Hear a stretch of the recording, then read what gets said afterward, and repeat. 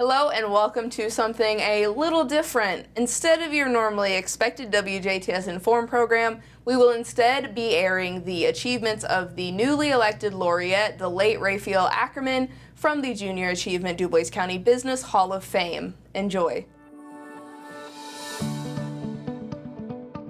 My husband was a little stubborn, and if you told him he couldn't do something, he just doubled the effort and did it.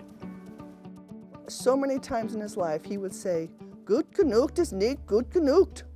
And it took me forever to figure it out, but good enough is never good enough. You gotta do it all and you gotta go in all the way. And you don't just say, "I think I can," you say, "I'm going to," and you make it happen.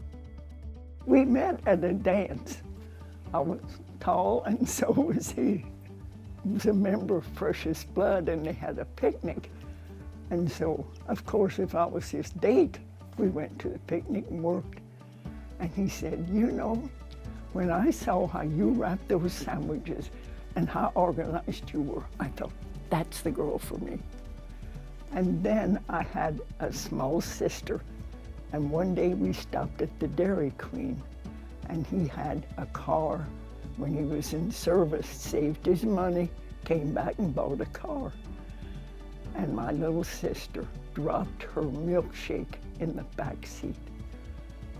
Ice cream everywhere.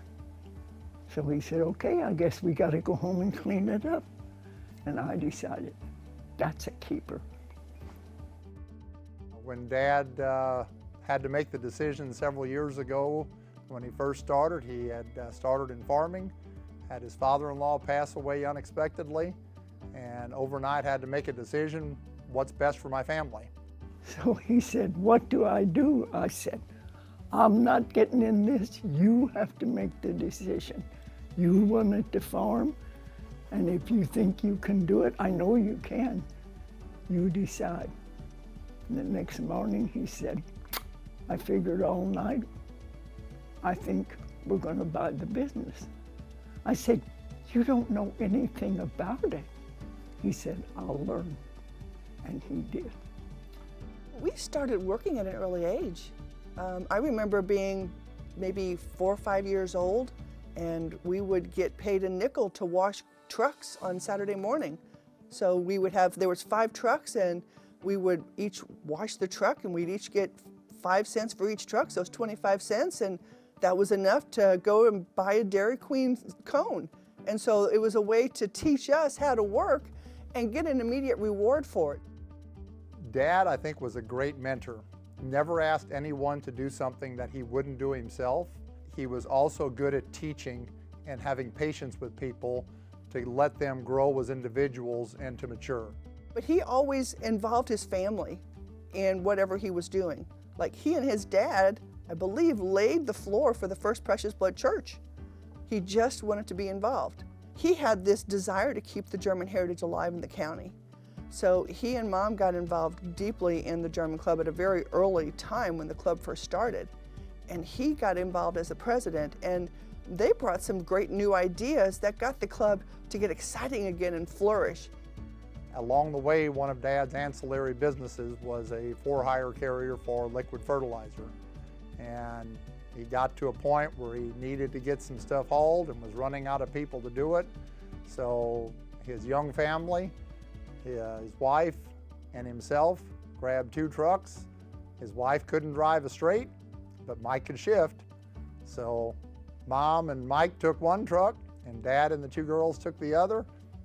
Got the job done. I really think you don't know what you got till it's gone. I just always knew I had a good set of parents, but I don't think you really realize how amazing they were until you become a parent and you go, well, how on earth did they do that? Because I feel like I'm floundering here as a parent, right? And my parents raised 3 kids and had a company, and they did the same thing I was trying to do, but they just did it with such ease. He kept saying he wanted to go to Tulsa to get oil.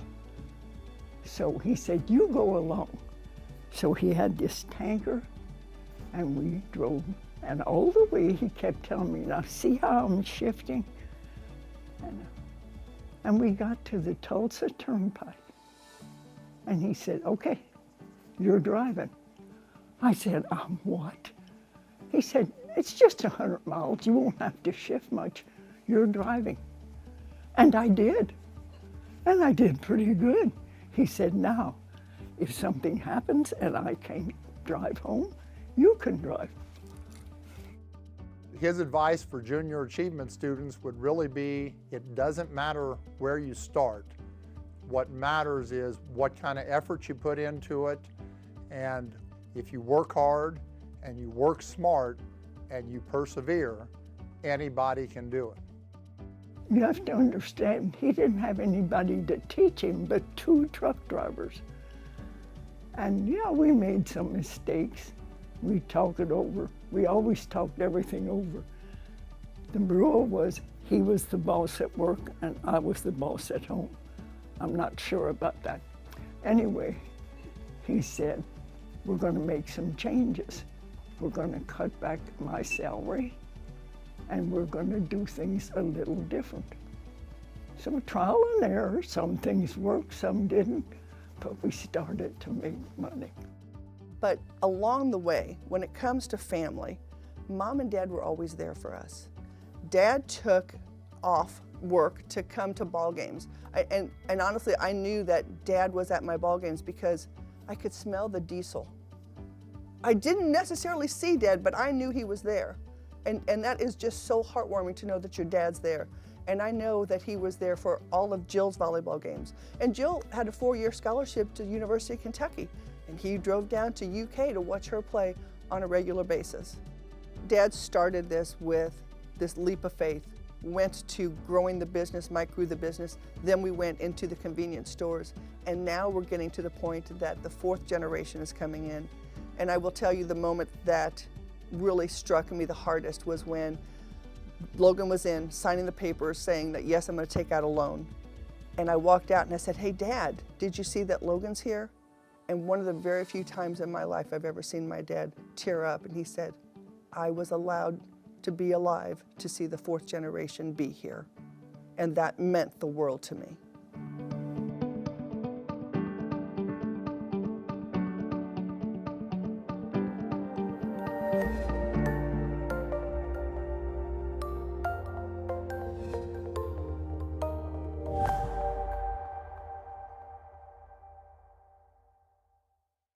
Thanks again to Brescher Filming and Photography for providing such an excellent video biography for all the Junior Achievement Laureates. And remember to visit the Dubois County Museum to learn more about the program and all the laureates involved, past and present.